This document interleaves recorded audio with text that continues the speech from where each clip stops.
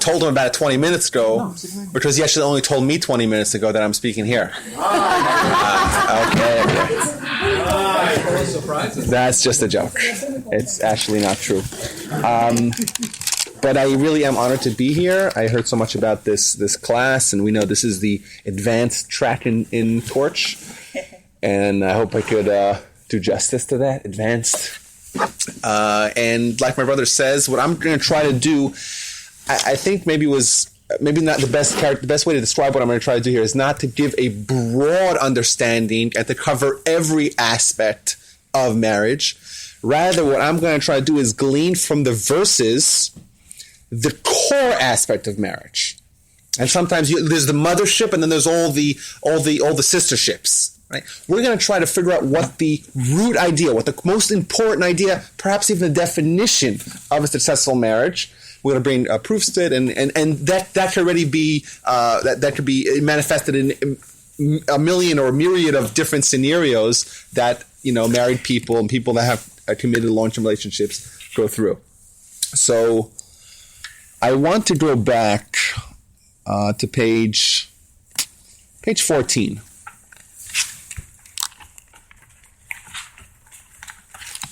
And I want to go to verse number 20.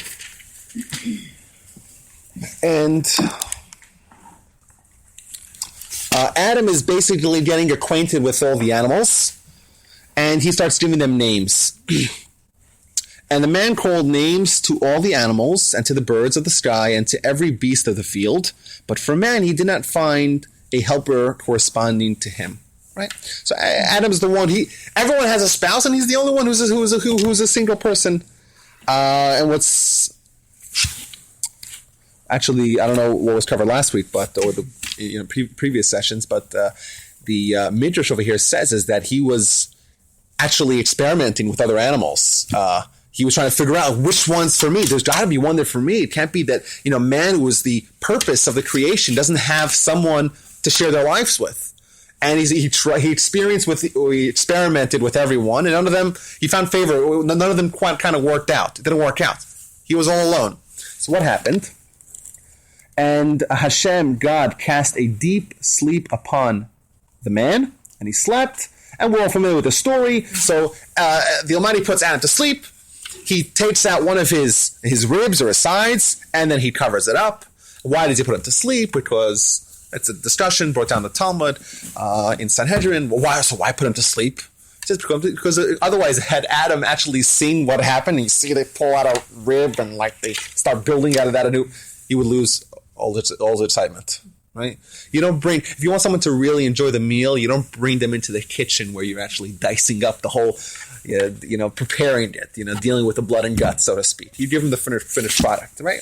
Okay, fine. So the Almighty creates this new person, Vayiv and Hashem Elohim, and then Hashem, God, built the side or the rib that he had taken. He built upon that. He made a woman, and he brought this woman to Adam.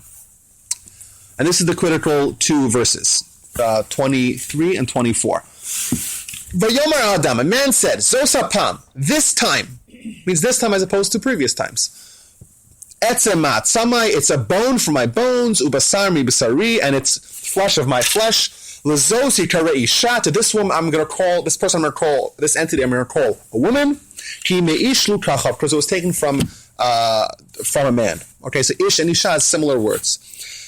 And the next verse, Al Cain, therefore, right, for this reason, Ya'azov ish et aviv et imo, a man shall leave his father and his mother, v'davak be'ishto, v'hayu l'basar echad.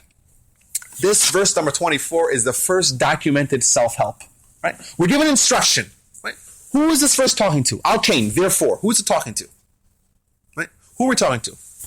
Adam. We're talking to Adam? Well, Adam already got married. Adam's been hitched. Who are we talking to? Someone reading the book. Okay? Read the story about Adam. Right? Adam's put to sleep. We take out the rib. We build the woman. We give the woman to Adam. Right? Adam's all excited. He said, this time it's a bone for my bone, it's flesh for my flesh. I'm going to call this woman Isha, call her a woman. Therefore, hence, right? You're reading the book, you should know there's a lesson. It's interjected. It's not actually not quite that, it's not so smooth. It's the context is a little bit troublesome. Right? Therefore, man shall leave his father and his mother, right? Cleave to his wife, and they should become one flesh. So, first thing I want to just maybe add, the first question first angle I would try to examine this from is that the context seems very strange. We just gave a story, the wonderful story. Adam is looking for a spouse. He gets put to sleep. We create the woman. Boom! Marriage advice for future generations. You read the book, stop for a second, wait, stop the tape. Stop the tape. I have a lesson for you. When you get married, you shall leave your father and mother. You should cleave to your wife, become one flesh. It seems so strange. Where was the editor? What? And also, I think it's also unique. Where else do you have in the Torah? Like, you stop the narrative, you stop the instruction, you stop the story, you give advice. It seems like, and it doesn't really flow so well. That's a problem number one. I would say the context. Problem number two. Okay, therefore, what does the verse say? A man shall leave his father and his mother. Who are we talking to? Are we talking about the Jewish boy who loves his mother and can't possibly let go? Right? And we're telling him, leave your father and your mother. I would argue that maybe we should tell the girl that. But what does this mean? We're talking to like the kid who can't leave his parents? Leave your parents? What? It makes sense though, because you shouldn't be in a relationship and go, my mother always did it like this. Okay, maybe. I like that idea. Hold that thought. But remember, we're taking Adam and we're saying, okay, this story happened to Adam. Now, therefore, as a result of this story, man shall leave his father and his mother. Adam didn't even have parents. Yeah. You can't say, oh, look at Adam. He didn't say, look, do what my mom means. According to what you're saying, Rich, then it doesn't really flow. It's not really comparable. Man shall leave his father and his mother. Wait a minute.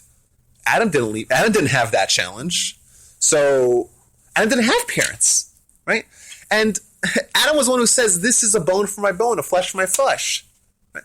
That was a previous statement.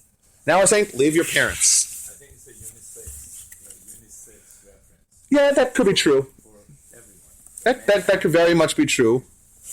I agree with that. Yeah, it's saying, okay, listen, you get married, you have to leave your parents. Right? You're developing something new. I'm gonna dig in really, really deep into that idea. But I think perhaps the most fundamental problem with this verse is that if you're to read a little, you guys already saw what happened. We know what happened a little bit later on, right? We know that Adam and Eve conspired together to commit the single most egregious act in mankind's history. Right? They did the worst sin ever. Right? Together, they altered the course of human history. Right? Not only that, they did this tremendous sin. All of mankind suffered as a result. Right? And afterwards, they started pointing fingers. Right? And God comes to Adam and says, why did you do that? He says, well, she did it. And when she says, well, it wasn't me. Is this really the picture that we're trying to tell, future generations? Hey, look at Adam. Right? Look what a beautiful, idyllic marriage they had. You too should leave your father and your mother, and you should cleave to your wife and become one flesh. Right? Adam and Eve are suddenly like on a pedestal as this is the prototype, right? Follow their example. Seems very strange. Right? Adam and Eve didn't seem to have the best relationship or a marriage that you would tell someone, this is admirable, this is something you should model your marriage after. Seems like a good question, Malcolm, right? Good question. Okay. Now, you were saying that Hashem told him, and now you leave your parents. For me, it means like, now you guys are on your own, don't ask me. From the parent's perspective. Yeah, like Hashem is the parent. So from now on, it's up to you guys. So whatever you do is up to you. So I think there's that could also be part of the lesson that, hey, you realize that you're on your own, so to speak. Mm-hmm. That's a very valid point. And as we know with Torah, there's always multiple explanations. What I developed for y'all tonight is one perspective. There may be other perspectives as well, and not to say that mine's any better. than anyone else's. But I think that idea is for sure true. And what Rudy said is we're going to develop that as, and also what Rich says. Okay, so now we have a few problems with these verses. Now I want to make another observation. We're talking about Adam, we could argue that, hey, Adam and Eve were the first ones who got married. It's something special. Maybe, there's ways to wiggle out of this problem. But I want to introduce another idea. And there's another time where we take Adam and Eve and we make them the prototype of a successful marriage. What is that? The Sheva Brachot. Right? The 7 blessings that we say under the chuppah, the sixth, the fifth of the sixth blessing. I don't remember which one it was. Right. I think it's the sixth. It's the fifth blessing. The fifth out of the 7 blessing reads as follows. Sameach tesamach re'im ha'ovim kisamechacha yitzircha b'dnei demekedem. And I'll translate that in English. Make happy this young couple, just like Adam and Eve in the Garden of Eden. Once again, we're praying. This young couple should be as happy as Adam and Eve were in the Garden of Eden. Now, as you know, we read the story last week. Adam and Eve in the Garden of Eden. How could we? You would have wished that to your worst enemies. But they were happy while they were in the garden. Once they got kicked out, they were not. No, but that whole episode happened in the garden. After the sin, then they were banished from the Garden of Eden. They were not unhappy. Well, okay, so that's a nice way to answer. You say, hey, listen, of course something bad, really, really bad happened, but well before that it was all good. And maybe and that could be a legitimate idea. In the Garden of Eden. It doesn't say after they got kicked out. Well, in the Garden of Eden, they received the curse. Yeah. In the Garden of Eden, their stature was lowered tremendously. We don't have a clue if they were happy or not. It doesn't say. We don't have a clue. It doesn't say. She came out of his side. They were a little bit here. They ate from the. That's it. So what happened in between that? So what Rudy is saying is that, okay, listen, it's possible they were happy before they were bounced out. We don't know that. But you're just saying that they weren't miserable till they left. Okay, but who says they were happy? Your argument is saying, well, they weren't miserable, but you don't have a proof that they were happy. Well, it says she's the bone of my bone and flesh of my flesh, and there is no reference to complaining about it. Okay, so this is kind of the high point. You would agree. These two statements, these two sentences, verse 23 and verse 24, are actually the apex of Adam and Eve's relationship in the Garden of Eden, right? But we're going to try to examine what specifically is so unique about the relationship, the marriage of Adam and Eve, that it's worthwhile to tell generations, thousands and thousands of young couples, you're starting a marriage. This is the first steps of a long journey. You're going to share the rest of your lives together. Who do you look at for advice? Who do you look at for guidance? Which relationship of a husband and wife is something that you should take steps to emulate? Adam and Eve. There's something so unique about this, right? And so fundamental to marriage at large that every couple has something to learn from Adam and Eve. What I want to figure out is, what is that idea? So there's one thing unique, and I guess it's partly, it comes from actually a joke, but so there was no other man for Eve to compare him to. So he was unique on a pedestal, and Eve had no mother. So there's no mother-in-law. No mother-in-law. That kind of really focus on each other, so they had one really good hour. Okay, I like that. And trust. They have to trust each other. so they trusted each other because there was no one else to rely on. Mm-hmm. Means maybe there were, thousands or millions of animals, but there were only 2 humans. That we know for sure. There are only 2 humans, and hey, there's no one else. And I actually had a different slant of this idea, and that is that, it's important that once a couple, this is an idea, and I think it's a true idea, so I'm going to share it. Once a couple makes the decision to live the rest of their lives together, they have to become like Adam and Eve. No one else exists. Right? All too often, People make their selection from the menu, and they keep the menu. And then what happens? They get their dish, and they said, "Oh, I should have ordered something else." Right? Buyer's remorse. I bought a couch. Costco. And beautiful couch. They're so excited, right? And then you go to Costco, and it's like, "Oh gosh, this is cheaper. It's just as comfortable." Right? Because you see the couches, right? There's a tremendous danger. There's a tremendous danger of after you're getting married to take your spouse and compare them to other spouses, to other women or men, right? That's perhaps the most dangerous thing that someone could do to their marriage. So maybe that's the idea. That's basically what you're saying, correct? Yeah, that after a couple gets married, right? Take as long as you want with the menu, as long as you want. But once you make the decision, we take away the menu, right? So long as you're single, take as long as you want to decide who you're going to commit yourself for the rest of your life with. Once you make that decision, right, no one else exists, right? You're Adam and Eve. You have each other. There's no one to compare them to. Right? There's no one to say, "Oh God, this person would never do that," right? No one else exists. You never compare your spouse with someone else because no one in your mind, she's Adam or she's Eve or he's Adam. And I think that we're familiar that the longer someone or the more committed relationships or even serious relationships that a person has before they get married, the more difficult it is for them to have a really good, lasting, stable, harmonious marriage. Why? Yes. Okay, you know what? I'll repeat it, but I'll give it some Talmudic backing. No, you're saying that the longer the relationship. No, it's not. No, neither. Okay.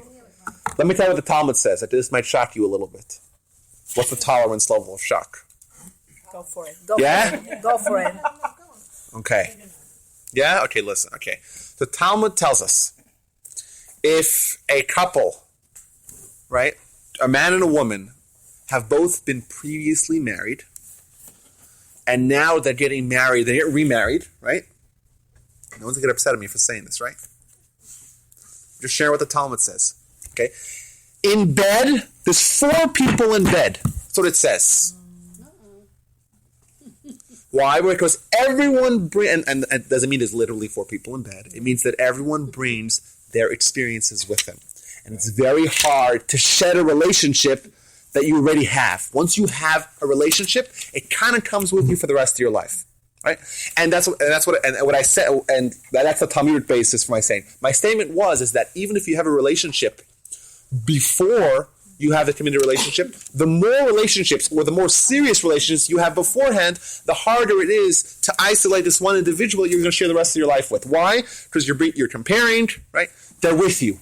Right? It's the kind of baggage that you always bring with you for the rest of your life. Yes. I think it also says that when you get married for the first time, there's 6 people in the bed. No, there's 6 people. It's the man and the woman, and the parents of the 2. So there's 6 of them, and maybe that's why they're saying that the man should leave, his parents and cling to his wife. Mm-hmm. Because maybe that's why they say be as happy as Adam and Eve, because they didn't have any parents.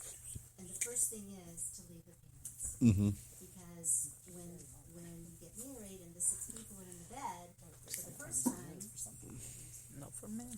maybe it's worse than 4. Yeah, but I don't think it's the same thing. My parents were not there. His parents were not there. No. No, it's not the same thing, but I think that's why the 5th blessing is. that's an interesting idea. Right. I think that's, and what I'm gonna do is I'm gonna connect the 5th blessing to this verse. We'll see how it works. But it's in a development of your idea. I want to share one more thing before we launch into scouring this idea from every angle. We have a verse. We have a statement in the Talmud. Okay, if you want to know the source, it's in Yevamos 63b, but really 62b, but really on the other side of 63a. And it says 6 themes. It says every man who does not have a woman, who's not married, right, does not have, and it's a list of 6 things, right? Number 1 is simcha, happiness. Number 2 is bracha, blessing. Number 3 is tova, which is goodness. Number 4 is Torah. Someone who's not married doesn't have Torah. Number 5 is choma, which means a fence, a fort, protection, a fortress. And the last thing is the one I want to stress on. So it says, and each one of these things could be developed into their own class. What does it mean? What does it mean the woman is going to attribute to? Right. But the last thing is what I want to examine. It says, Kol Adam. I'll translate it. And I want to say it in Hebrew because the words are meaningful. Right? Remember, what is a man called? It's either Ish or Adam. Right? Remember, Adam. Who was Adam? Adam. So I think it's once again connecting the idea of marriage to Adam. Kol Adam. Every man. She'ein lo isha, who does not have an isha, a woman. Eino Adam, is not a man. Which is obviously a statement that contradicts itself. Right? Every Adam who doesn't have an isha is not an Adam. Right? Obviously it's peculiar, right? What does that mean? Well, you just called him an Adam, right? You said every Adam who doesn't have a woman is not an Adam. What does that mean? But I think that's a good question, but the much deeper question is, okay, wait. There's something about a marriage that makes a man into a man, or a person, or a mensch. And it uses the terminology of Adam, of Adam. Right? It doesn't say, Kol ish she'ein lo isha, is something missing, is something lacking, he's not special, he's not unique. He's not an Adam. Right? He's not an Adam. Right? Adam is the picture of a man who's been married. Or who is married. What is Adam and the man who's married, what do those things have in common? What does that mean? What's that idea? So that's the third thing we're going to address. Okay, so we have basically we have the verses here. We have a few questions we want to address with the verses. We said, number 1, what's the context? We're talking about the bones and this reconstruction of the woman, or the construction of the woman from his bones, right? It's first time they use recycled materials. Recycled materials. So that's and then this very strange statement of advice for future generations. And the major question we're trying to figure out is what's so special about Adam and Eve and the relationship that it seems appropriate for the Torah to tell us, right? You should leave your father and mother just like Adam did, right? Even though Adam really didn't quite have a father and mother. And we see this idea actually echoed in other places in Jewish life. We have the statement we say under the chuppah, right? Throughout the 7 days of celebration, be like Adam and Eve, right? You're starting a marriage, be like Adam and Eve. And the other statement we brought from Yevamos that says a man or an Adam who does not have a woman, who's not married, who's single, is not an Adam. Right? Doesn't have the characteristics of Adam, of man. What do those things mean? Okay? How's everyone doing? What was the 6th? You said they had 6. Yeah. No tova, which is goodness. No bracha, which is blessing. No simcha, which is happiness. No Torah. No choma. Choma is the Hebrew word for a fortress. And the last thing is not an Adam. And what's The number last one, 6? there was one more. Blessing, happiness, goodness, Torah, fortress, and is not an Adam. Okay. 6. Okay. That's what I thought. Okay, Right. got it, Yes, got it, Malta. got it. In order to be a husband and wife, or a complete Adam, you need both souls. So that's why I think it says that you're not. You're an half. Adam. You're half a soul. Yeah, you're half of a soul. So you need the Eve or the Isha to complete the Adam. I like that. And that would work out really well with the verse, right? Because what does it say? Al Cain. Man should leave his father and his mother, should cleave or cling to his wife. What are the final words of the verse? V'hayu lebasar echad, and should become one flesh. Right? Mm-hmm. 2 parents or 2 individuals from different backgrounds, they become one entity. And we had earlier in Genesis, we had Zachar u'nekeva baram, that man was treated as a male and female. Right? Then they were separated, and then they're reunited. So that's certainly true, and I'm going to. I think that's all part and parcel with what I want to share with you. Yes, Lynn. It's interesting how what he took was the bone and the flesh, and the bone is the strength, and the flesh is what protects the strength. And it's, I'm eye the way that they see things, or the ear the way that they hear things, or the mouth the way that they say things, and so that there's those differences. But the strength, is something that, I think it's a wonderful metaphor for both the man and the woman, both being strong, and but having, I guess, their own perspective, their own, the way they see, the way they hear. And I like that idea, Lynn, because perhaps it's related to the other idea that you shared, that we say two places in the Talmud. Both of them, I think, are in 30, which is interesting. One of them is in Nida 30b, or 31a. Another one is in also on, I think it's 29, but it's close enough, in Kiddushin. We say the following statement. We say, Shlosha shutfin ba'adam. There's three partners in man. Right? Raise your hand if you've heard this statement. Yeah, there we go. I've heard of it. Someone's heard of it. Two. Three partners in every man. Father and mother and the Almighty. Okay? But this statement, where we say it in Kiddushin, that's it. You say 1, 2, and 3. If you actually go to Nida, and you find the other time the Talmud brings down this idea, it adds. And it says that the mother gives 5 things, the father gives 5 things, and the Almighty gives 10 things. Right? And it says that the mother gives the red things, which one of them is the flesh, right? And the father gives the white things. Remember, these things, this could be its own class, what this actually means. And assuming I know what it means, which I don't, But what's interesting, you just made me think of this, is that the bones are part of the white section. The flesh is part of the red section. Mm-hmm. And you're saying that Adam got, right, basar mi basari, which is flesh from my flesh, right, etzem atzamai, which is bone from my bone. It seems like these two categories of physical qualities, right, are represented by the bones, which is the white, which is interesting. I didn't even think about that. But thank you, Lynn. Okay, so I want to take you all to a chapter in Genesis, which is a little bit further ahead. But because Rabbi Wolbe Sr. has been going breakneck so slowly, I'm going to zoom all the way to chapter 24. And you find a remarkable story of courtship. And I'm not going to read the entire chapter. It's like roughly 60 somewhat verses. I'm going to just tell you where it is. You can look it up at your own time. You can look it up now as I tell over the story. Right? We're way beyond Adam. Abraham is getting old. Abraham has one son, Isaac. He has 2 sons really, but he has the son Isaac. He wants to find a woman for Isaac, a wife for Isaac. And he tells his trusted servant, whose name is Eliezer. It doesn't say explicitly, but that's his name, Eliezer.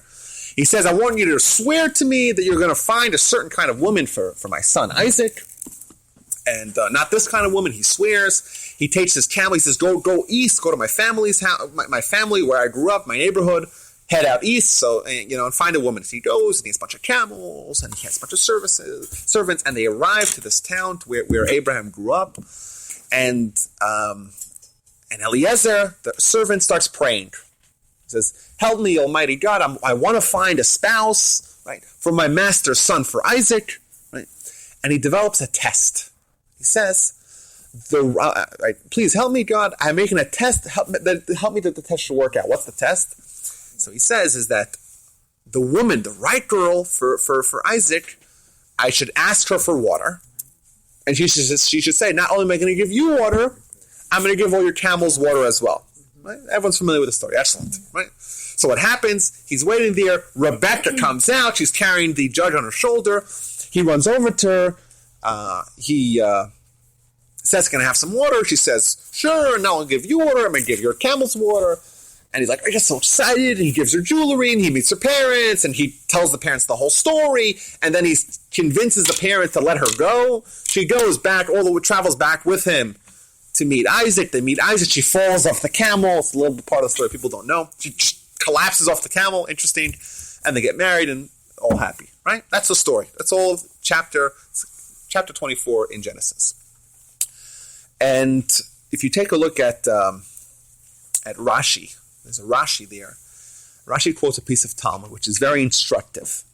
Rashi says, this test that Eliezer devised, that this servant devised to find the appropriate spouse for Yitzchak, for Isaac, right? It was to determine whether or not this prospective spouse, this girl, has the quality, the characteristic of chesed. Chesed means kindness. That's what Rashi says. Rashi is a very short Rashi. And I find this episode to be remarkable because of three reasons. Reason number one, which is more of a general reason, which we could talk about if we want to talk about marriage and courtship specifically, and dating. But the first thing we see is, hey, okay, you want to find a spouse, right? It's very important to know that they have certain list of characteristics. And how are you going to find that out? You develop tests. You devise tests. Right? So Eliezer wanted to make sure that she had chesed, she had kindness. So he developed a test to determine whether she had chesed, kindness.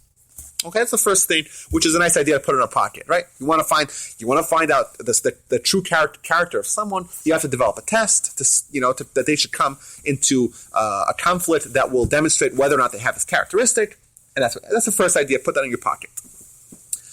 There's two other remarkable, just wonderful insights that we could glean from this story of Genesis 24. Number one. We see Rebecca is going to marry Isaac. She's going to be the founder or the matriarch of the Jewish people. Right? What was the one quality that was a deal breaker, that was absolutely necessary that she has? Kindness. Right? You're looking for a spouse, and remember, these things aren't told to us for no reason. I'm sure this Rabbi always developed this idea already. That every time there's any statement, it could be a story, it could be narrative. Right? There's always got to be a lesson. And over the years, over the millennia, this story has been used to demonstrate a point.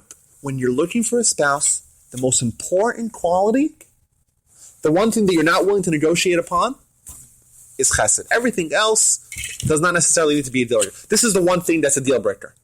But it's the most important thing. Yes, sir.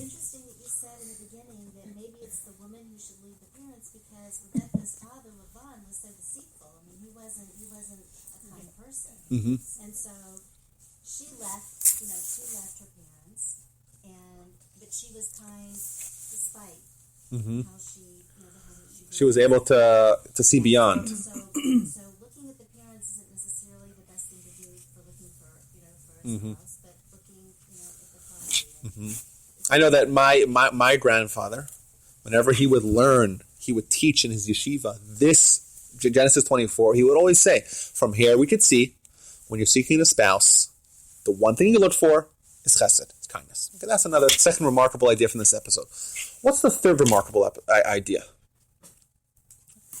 We almost never, I know that I'm sure y'all have had exposure to Musar. And Musar is about character discovery, character isolation, figure out what your character is, and then trying to acquire good characteristics and fix, right, perfect negative characteristics. The most important thing is to find a clear, concise, succinct, precise definition of what exactly a midah means. What exactly is a midah? Define exactly what a characteristic is. You have to get to the root, to the core of a character trait. Here we have the Torah telling us, Rebecca, this story, this test that was devised was to determine if she had chesed, if she had kindness. This story demonstrates exactly what kindness really is. Let's get back to the story. What was the test? The test was, I am going to ask her for something. What I really want is something else. That's kind of the way they do it. They do experiments. They don't tell you what they really want. What I want to know if she's going to be able to take that leap and say, he's asking for this, but I see he really needs that. Chesed is the ability to see the world from someone else's perspective, to see what someone else needs, to put yourself in someone else's shoe, right? To superimpose yourself into someone else's life and to figure out what they need.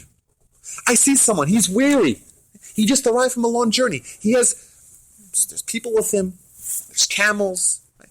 They clearly, evidently have been, just arrived from a long journey. He's asking for water, but what does he need? Right? If I have chesed, by definition, I'm able to put myself in someone else's shoes to see what they need. All too often, People are selfish. People see the world from their own perspective. Right? So someone asks for water, sure, there's water. Right? But that doesn't mean anything. Right? That any person with derech eretz, any mensch would give someone water. Right? Chesed means to see what someone else really needs. Right? And the reason why we have a hard time with this, I'll get to your question in a second when I finish this point, Lynn. The reason we have a hard time with this is because from day one, a child is selfish. The overwhelming characteristic of a child is absolute selfishness. A child's agenda consists of one item, themselves. They don't give they don't give a darn, right, about anyone else, right? If I'm hungry, right, all hell breaks loose, right? It's the middle of the night. Well, your mom has been up all day. Doesn't matter, right? This is what I need. I'm going to scream till I get it, right? A small child rarely wakes up in the middle of the night to tend to her crying mother. It doesn't happen like that, right? Children are very selfish, right? Sometimes, unfortunately, people are unable to break out of the shackles of their own selfishness. And sometimes you see adults, people could be very old and still be selfish and still be a baby. They're still the only agenda item in their life is themselves. Chesed means you don't just see yourself, you see others. You see others. What happens to them happens to a certain degree to you as well. It bothers you, right? It's not just me, myself, how do I take care of myself? Doesn't mean to, God forbid, we're not trying to argue that someone should not take care of themselves. But the greatest challenge, I would argue that, the greatest challenge we have in our lives, in our growth, is going to be this point. We're innately selfish. Our inborn character trait, the most dominant one is that of selfishness. We have to become from selfish people to chesed people, to kind people. That's the progress of someone's growth. To care for others as well. And I would argue, I'm going to try to do this in a clear way, that we could build it up and it makes sense, because there's a few different points here that someone could actually... Oh, I'm sorry, Lynn. No, I just wanted to just, Eliezer was really smart, because in order to show the extent of her chesed, he brought 10 camels with him, and she gave water to all of the camels. You think... But her father, to compare, to contrast, before Eliezer took Rebecca with him, Lavan was trying to get more and more, jewelry or whatever, in exchange for Rebecca. So, he was trying to see what he could do. He was still supremely selfish. But she was really the epitome of kindness. That's interesting. And I thought you were saying this. Tell me if this is what another one of your points is, that he specifically brought all the camels, that they should be props in his test. Exactly. Interesting. With kindness also comes respect. When you are kind and altruistic, it is out of respect for the other person's feelings. You really do forget about yourself, your own thinking. But Marilyn, out of kindness comes a lot of things. We want to zero in on the root of kindness. What's the root? So kindness and respect. Rabbi, Yes. you talk about the female being kind. Why would the female look into a man? How about the man being also kind? Well, I believe that it goes both ways. Absolutely. And I'm going to explain. Let me say the next point. But I want to first say a story. I'm married to my husband because 43 years ago he did something very kind to me and my friends. That's beautiful. And he's never stopped. Oh, that's beautiful. I want to share a story. And this story, my brother and I share a particular fondness for the story because, our grandfather wrote amazing books. I have one of your grandfather's books that he also authenticated. Oh, he authenticated. Okay, but my grandfather wrote literally thousands upon thousands of pages of tremendous wisdom, right? And I can't think of another example where there's actually a story. But in Alei Shur, my grandfather's first work, he wrote first work in Hebrew that he wrote in 1966, has in it a story. A beautiful story that really underscores this point. So I want to share it with you. And I'm sure my brother has heard the story 1,000 times because I've seen it in multiple places where in my grandfather's worked. The first place it was in L.A. Shore, but multiple places he actually brings his point, brings a story. And the story was as follows. So it was the day before Pesach. And is there a busier day in the Jewish calendar? I would argue not. And the rabbi's busy, he's dealing with questions all day, gets a knock at the door. Opens up the door. Who does he see? One of his congregants. He says, oh, how you doing? Shalom Aleichem. What's happening? I'm sure you're so busy. He says, Rabbi, I have a question. What's your question? Shoot. He says, Rabbi, I know tonight is the Seder night. I want to know if I could supplant instead of the 4 cups of wine, can I use 4 cups of milk? That's his question. It was evident that he didn't have enough money, so Rabbi's thinking, it's got to be wine. It has to be wine, but listen, I'm going to give you some money. Give him some money. The guy goes. His wife was watching the whole thing, the whole story unfold, and she says to him, I don't understand. The man came with a question. Right? Can I use milk? He says no. You gave him money. You gave him such a large amount of money. Right? You heard the story before? No. Yeah. Thinking what's going on here. Such a large amount of money. Why did just give him enough money for one? You gave him a lot, sizable amount of money. Rabbi says, no. From his question, I understood that he doesn't have food for the meal either. Yeah. Because he would never eat milk and meat at the same meal. Exactly. From the fact that he wants to ask the permissibility. He's considering to drink milk. To drink milk must be he doesn't have meat for the meal. So I gave him enough money not only for wine, but also for meat and for food, for everything. Right? And my Rabbi says this story demonstrates how someone is able to not just see the world from their own perspective, but to try to put themselves in someone else's shoes. This person is asking me a question. I'm not just saying, oh, well, I don't know, milk, meat, well, let's go to the sources, right? That's how I would probably approach it. Yeah. Someone who has chesed says, what does this person need? How do I see the world from his perspective? Put myself in his shoes, right? Project myself into his situation. He's asking for milk. It must be he doesn't have food for me either. That's chesed. And now back to your question, and that is this story of Eliezer, right? The servant. He's seeking chesed. Perhaps the lesson for us is that this characteristic, being able to see the other person's perspective, not being selfish, is the most critical characteristic necessary for marriage. In marriage, in an unlimited amount of scenarios, you have 2 people, right? Different sexes, different ideas on everything in life, right? Different backgrounds. They can even be from different countries, right? In every imaginable situation, they have different ways of viewing things. Right? How are they possibly going to coexist? Well, love, for sure, right? More than that. It's more than but love. in every... That's one thing. She said laugh. That's a good question. What about it? I like that question. That's a good question. Oh, okay. That's a story. He wasn't able to go for a side reason. She has asked you why isn't the man kind? Yeah. But we have Abraham, whose major trait was kindness. We have Joseph, who people... Yeah, but brothers Dave, I'm going to argue. But Sarah was kind also. Yeah, throughout our patriarchs and patriarchs, their major was kindness. Their major That's trait true, was but kindness. remember, what do we have here? We have the story of courtship. And let me finish the point. The story of courtship tells us that they're seeking out kindness. Right? We could say that the only way for a couple to coexist is if each one of them is not going to be stubborn and see the world only from their perspective.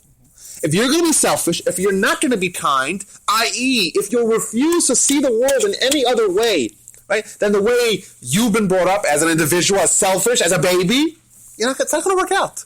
And that's back to your question, is that, of course, it has to be from both sides.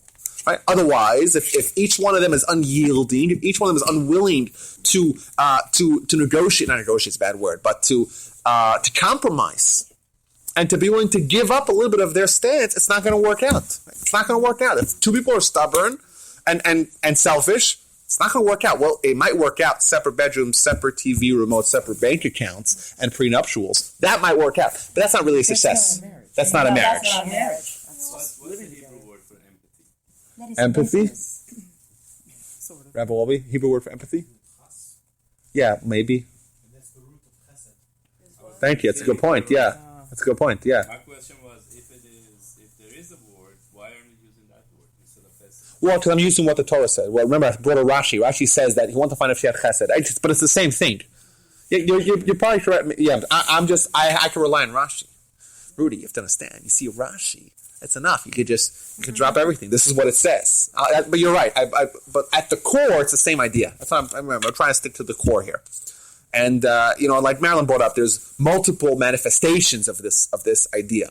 But at the core, what it means is not being selfish, right? Breaking out of the shackles of the innate self-centeredness, seeing the world from someone's perspective, right? Being able to be. But back to Adam and Eve.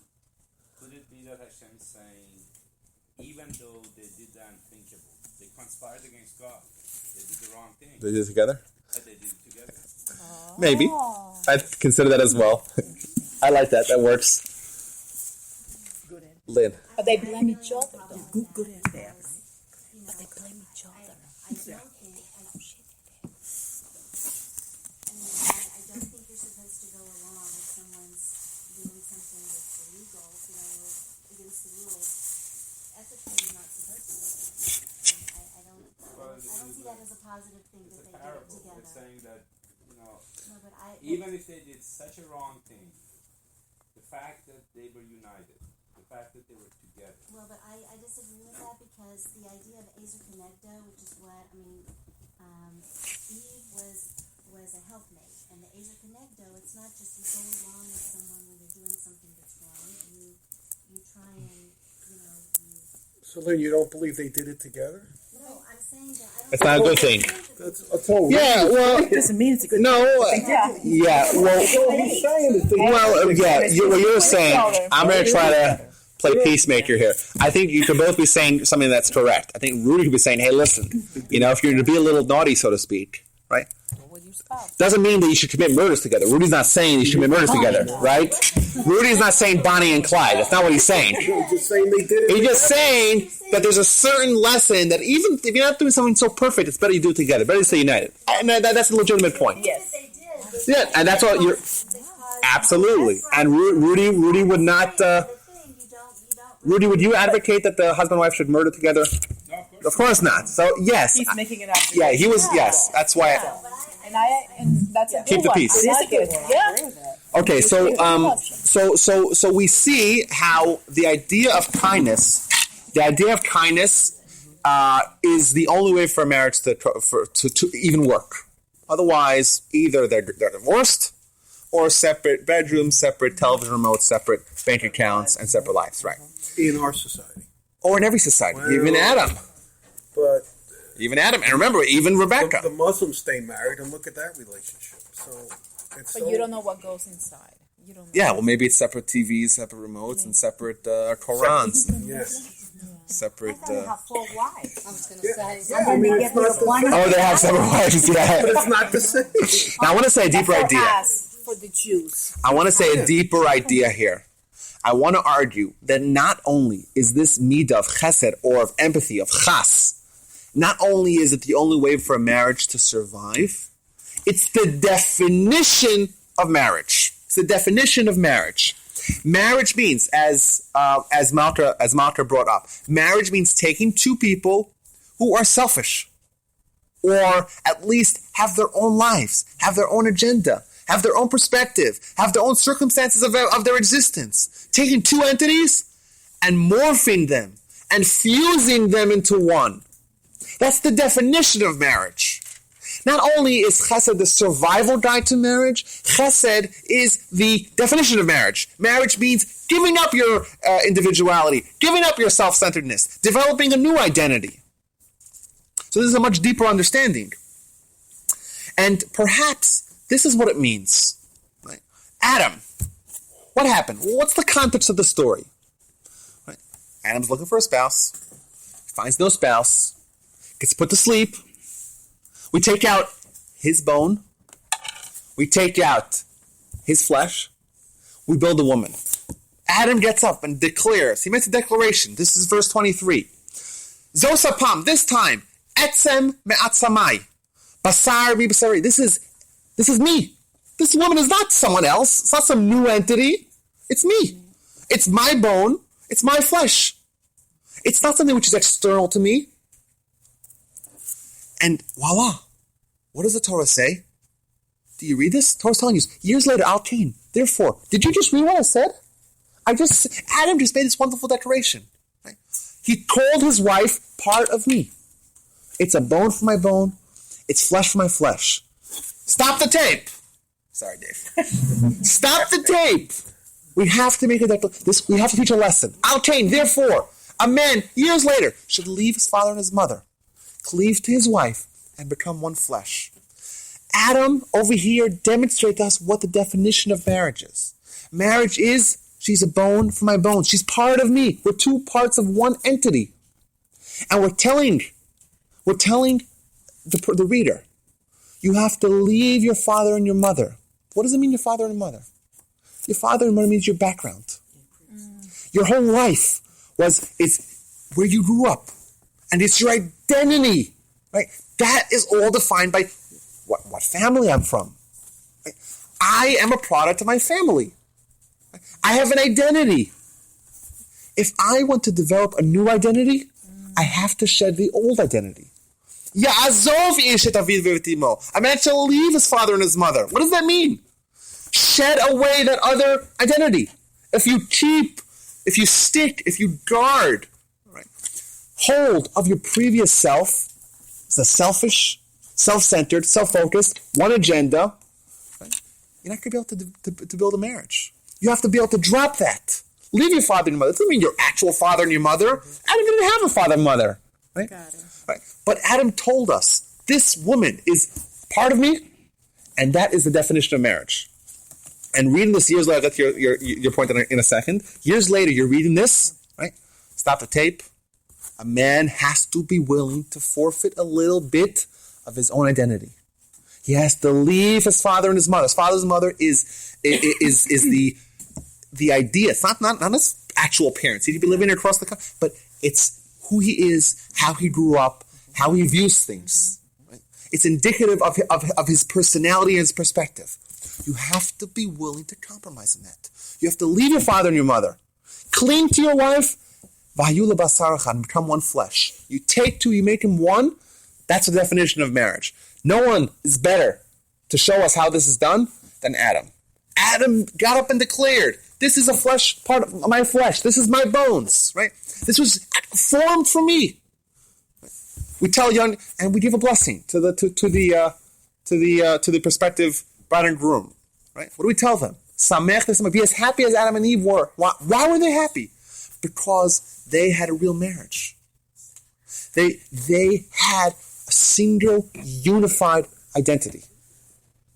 Basar echad, they were one flesh. They had their issues, but they had a marriage. Over there. So what is that identity? The man leaves the parents and gives up his quote-unquote identity, as you say. In other words, what he had from his background, what he learned from his parents, and so on and so forth. What does the woman give up? How does the marriage work in terms of that? I mean, I'm trying to see here from, we're seeing this all from the perspective of Adam. What about the perspective of Eve, or did you have a perspective? He gives up his habits and his background. She gives up her last name. But she doesn't give up herself. You're so good. If this, I understand what you're saying, Rabbi. Explain yourself. How can you have 100 wives? Of course not herself. Well, Obviously, it's for both Yeah. genders. Yeah, I think yes. And remember, we had the question from the other perspective. Well, we see Rebecca, right? She was chesed. She was willing to see the world from that perspective. She was open. She wasn't too married, pun not really intended, married to this identity that she has from childhood. She was able to leave that. And someone asked, well, what about Isaac? And well, so yeah, I agree. 100%. Rudy's 100% correct. So why does it say, it's a good question. I'm not trying to denigrate that question. I think it's a very fine question. Why does it say Ish et aviv et imo. A man shall leave his father and his mother. It's possible the simple answer would be, well, this is Adam, and Adam was the one who has this tremendous declaration. And we say, man, you should be like Adam. But then again, remember, under the chuppah, under the wedding canopy, and for the 7 days of celebration, we tell both of them, both of you should be like Adam and Eve. So yes, to a certain, and Eve also, she felt she's part of Adam. They're one entity. I think, if I may interject for one moment, I think the reason is because women have the file preloaded into their system. Yeah, you talked about that. It's Hardwired. pre-installed. Yeah. Marriage, a woman at the age of 2 has the nature of being a nurturer. So you're saying the man needs to compromise a little more than more. More than a woman does. A woman by nature, I have 4 boys and 2 girls. I guarantee you my 2 girls are far ahead of my 4 boys. Even though some of the boys are older, their nature is to be satisfiers, to be pleasers, to be nurturing. The man's nature is not necessarily so. And therefore, the man needs to change his habits. The man needs Which doesn't mean that the woman does not need to do anything. no, For sure, but maybe the Torah wanted to stress that, hey, you're a man, you're going to need to do a little bit more of that heavy lifting. That's, 20 generations later, after Adam, when you look at Abraham, and it says, left the common, left the common, I mean, he had to leave his home. He left his home, and then you look at Jacob and the sons, and, they left, and anyway, it's, I think that idea of leaving, is repeated for the men, and I agree with the rest. I think Yeah. you women know how to play with dolls. It's not anything that anyone has to teach you. Yeah, and you once again, Lynn, you just gave me another idea that I wanted to say. I know, just for the sake of brevity, there's another tremendous idea that I want to share with you guys, which is connected to this idea. And remember, but let me say another cool idea. So many cool ideas, Rabbi.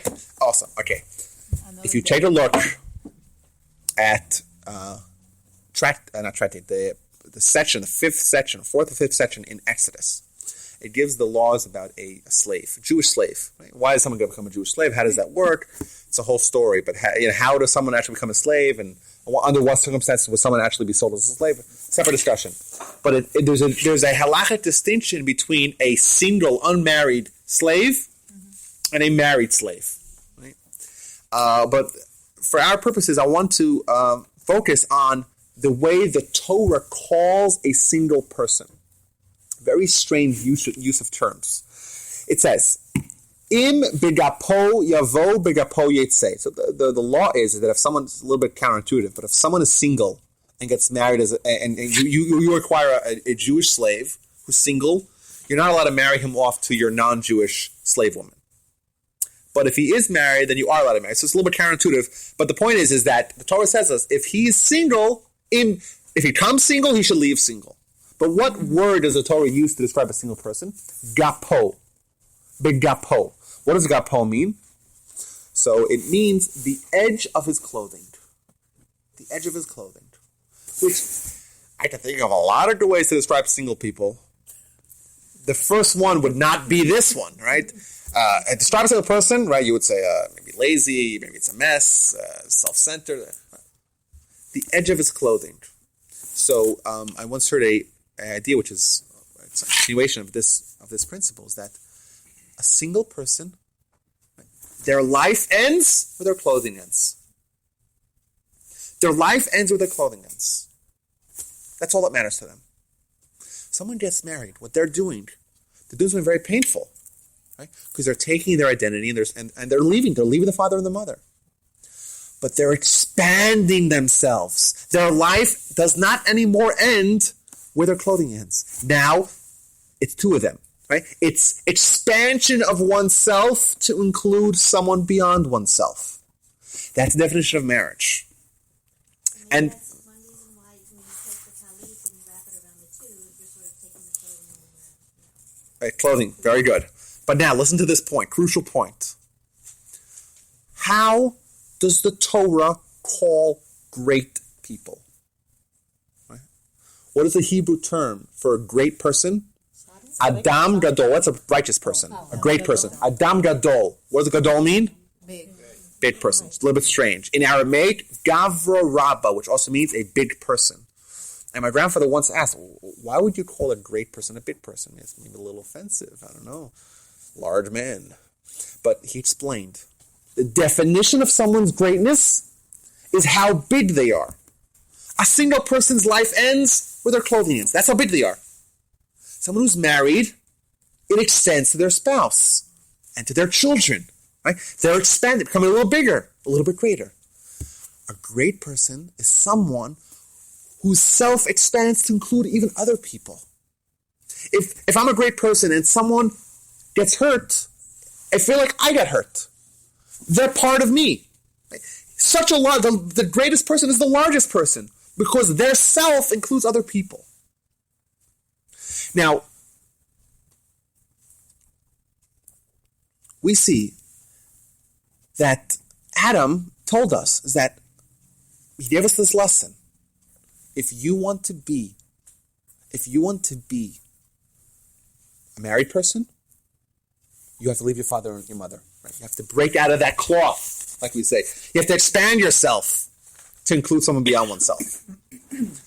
But another crucial point is that if you're going to become a great person, right? Shall I repeat what I just said? Okay. It's a joke. If you're going to become a great person, typically the first step of someone's greatness is going to be the first time that they're able to expand beyond themselves. That's why marriage is going to be typically, if someone's going to be a great person, it's going to start with their marriage. That's the first time where they expand their self. Right? And that hopefully would lead to a life of greater and greater and greater expansion, becoming a greater and greater person to include other people. And that's what you said. You brought Abraham.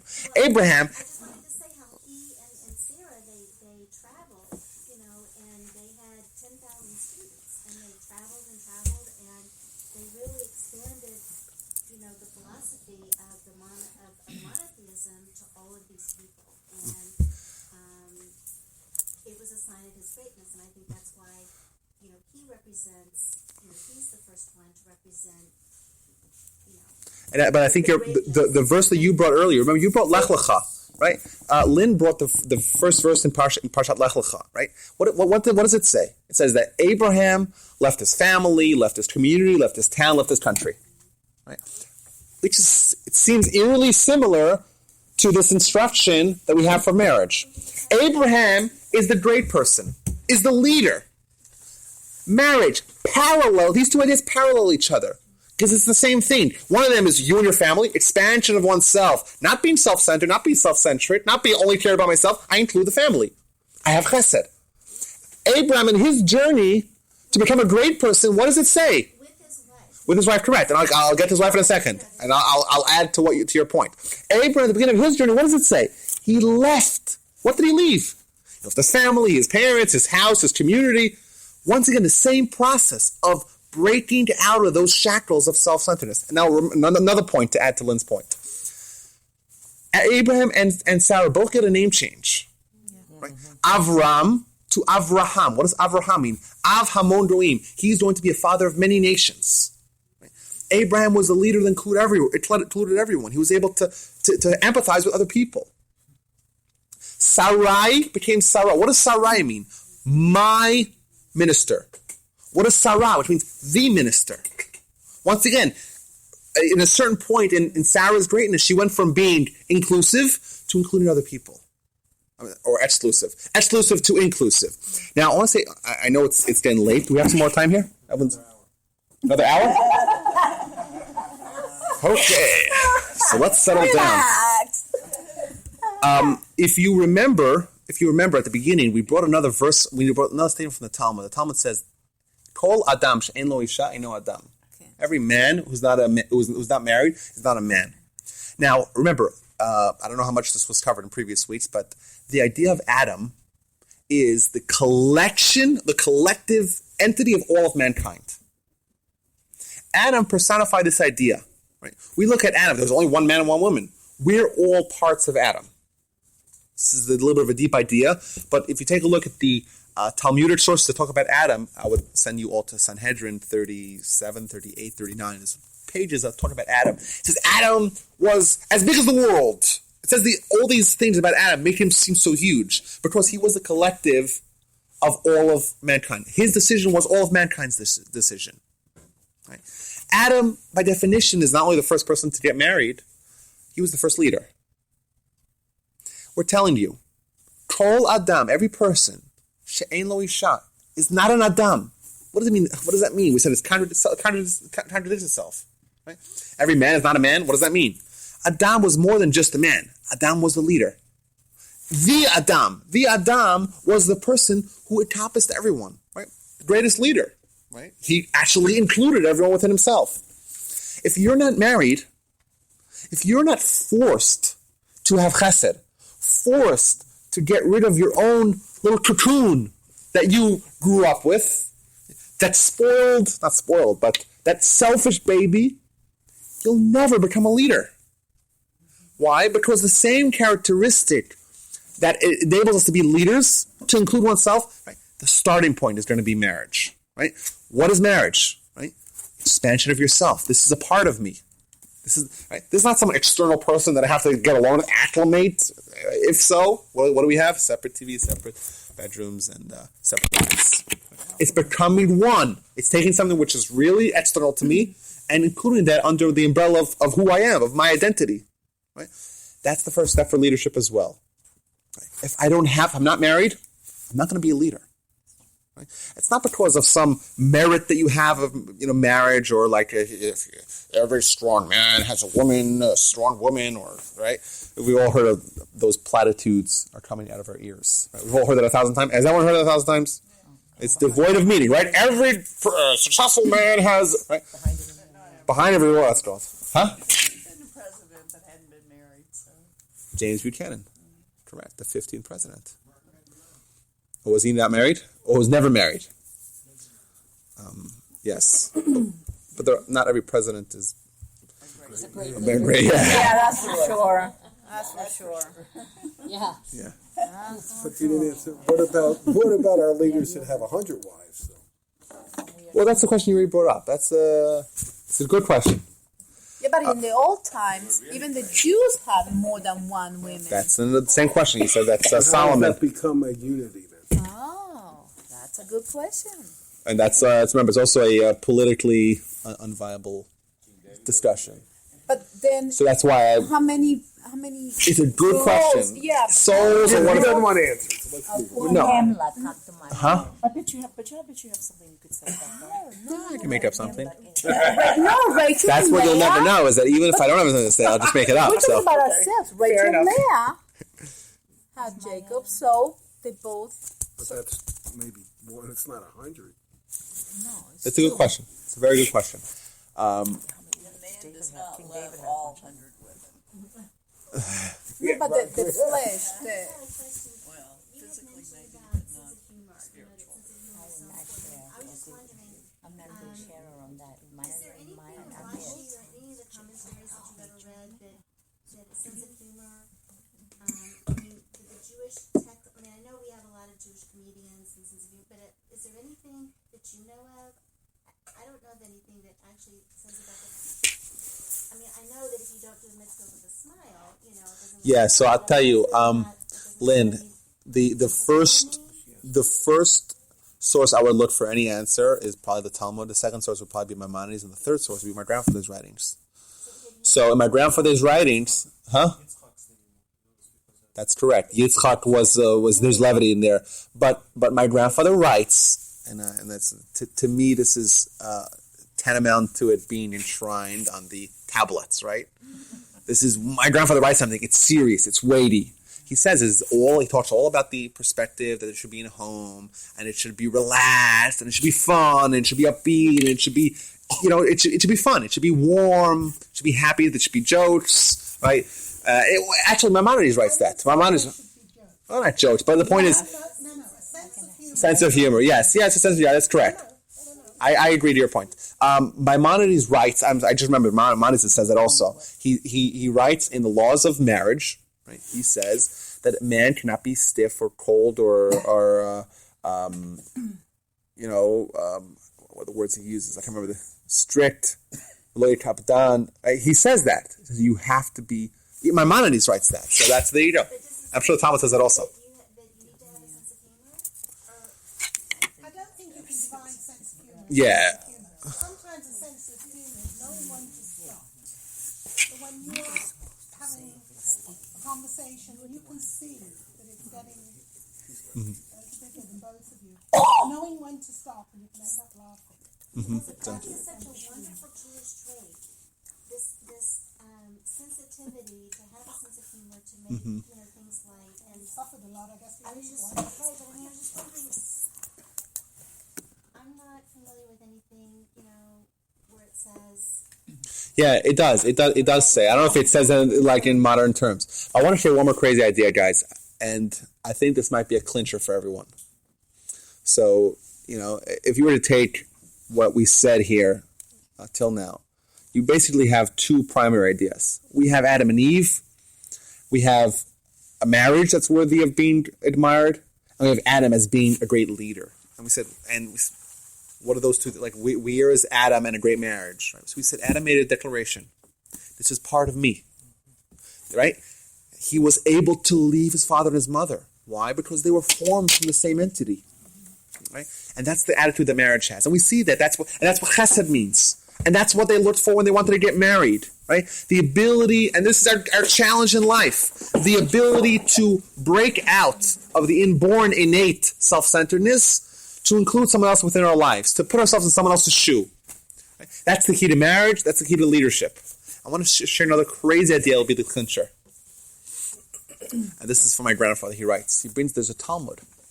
The Talmud makes a very bizarre correlation between chesed, you know what chesed is, and yirah. What does yirah mean? Literally means fear, awe. But what it means is a serious relationship with God.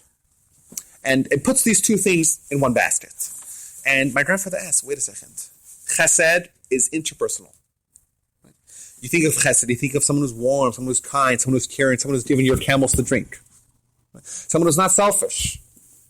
Someone, who's warm, who's friendly, has got a sense of humor, is not so stiff, is willing to compromise, wants to see what other people say. That's what you think of chesed. When you think of yira, you think someone who's serious. Someone has God is serious. I take things seriously. I don't sin. I know the severity, the weightiness of my actions. What do these two things have to do with each other? They're polar opposites, not polar opposites, but they're opposite ends of the spectrum in the character collection, right? One of them is between man and God. One of them is man and man. One of them is serious. One of them is effusively gregarious. What's the connection? My guy says it like this. He says, when someone opens up a window in their hearts, breaks out of the status they've been in since childhood, and sees someone else. And if you remember with Moses is another great leader. What's the first story here with Moses? What's the first story that the Torah tells us about Moses? He saw someone suffering. I don't want to get too bogged down with this. Once you see someone, you open up a window. From day one, you're a child, you're selfish. You're living with yourself. You don't see anyone else. You don't care for anyone else. You have one agenda, that's you.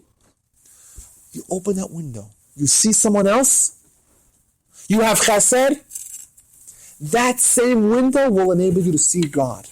Someone who does not have chesed, someone who's selfish, is so caught up with themselves, they cannot have chesed, they can't see other people, they can't have real marriage, they can't be leaders, they can't even see God. The danger of being caught up in one's own self-centeredness, selfishness, in being a baby, in not being willing to negotiate, not being able to drop your parents. It doesn't mean to not be nice to your parents. It means to drop your identity, to see other people, to not only see yourself, to not be selfish, to not be a baby.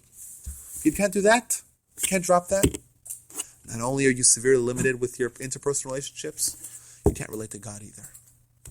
That same window is necessary for interpersonal and man-to-man and man-to-God relationships. So that's the idea. And when we're under a Jewish canopy, right, we give the greatest blessing you could possibly give to a husband and wife. You're about to start your relationship. This is going to be the first step of a wonderful marriage together, right? But also the first step of your journey into great Jewish leadership.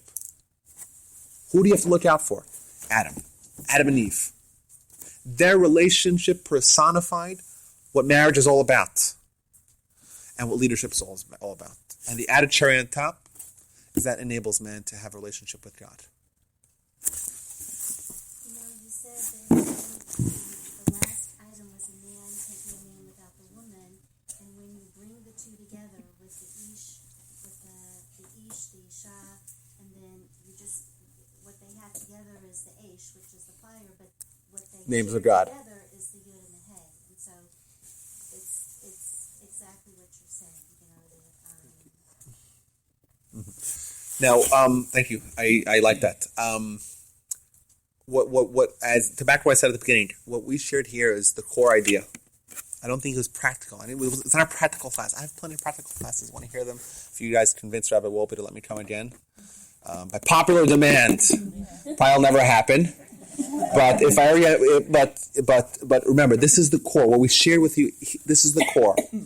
We have the Torah goes out of its way to do things that it never did elsewhere. Stop the tape, stop the narrative, and give a directive for generations, millennia down the line. Remember Adam and Eve. When you're building your relationship, this is the model. Yeah, thank you all. I appreciate it. I hope you all enjoyed. Yes, Rudy, please. Comment about Chesed. We learned that Hashem created this world. The whole reason was to shower us with Chesed. So for us to be godlike, we need to be kind. And for us to develop that relationship with Hashem, we have to be Absolutely. kind. That's how that kindness opens the door to relationship with Hashem. I like that. We know the Torah says in Deuteronomy, it says, what does the Almighty ask from you? Like, Ma Hashem Elokecha Shalom Yimach. What does the Almighty want from you? Right? One of the things is to be like God. And the Talmud explains this. What does it mean to be like God? Just like God is merciful, is kind, you be kind, you be merciful. Absolutely. I agree 100%. Yes, thank you all.